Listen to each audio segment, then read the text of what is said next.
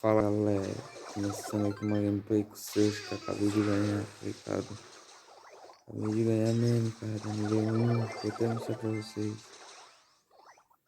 Cara, abriu uma caixa normal, tava nem gravando, tava nem pensando. E olha o que aconteceu, cara, que loucura, cara.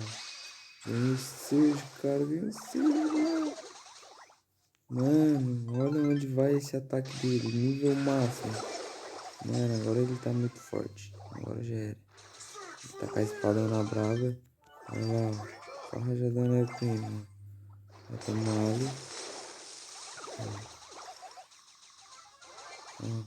Só controla, só controla. Ela raja lá. Ó, tomou olho. Controla, controla. Ó. E aí, gema, só pegando. Só vai pegando a gema e controlando, tá ligado? Ó, toma rosa. Toma mais uma. Não vou usar mais o super, porque não tem mais utilidade. Não sei o dano, só se o inimigo estiver muito perto, né? Mas, como é o caso, vamos continuar só no controle. Eu tenho 5 gemas, 5 não, eu tô com 5, agora eu tô com 6.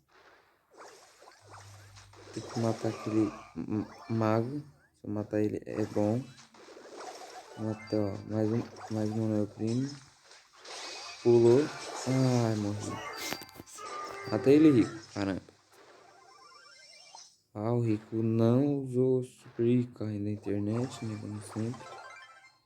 Bora pro nível 2 então, pra aumentar na velocidade. Conquistado. Já era, essa já era pra nós. Ó. Bom, nível 2. Ó, ó. Quase. Nossa, já é nossa, mano. Ganhamos já, gurizada. Coisa linda. Aí, ó. Zero troféu. Ixi, gurizada. Surge.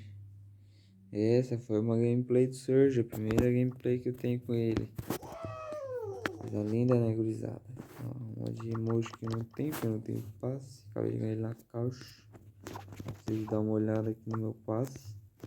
No 29, ganhei nessa caixa 29. Tá aqui no 30, cara. 29, mano. Que sorte. Vamos tentar chegar até no patamar 62 pra conseguir 90 gemas aí. O próximo passo tá comprando.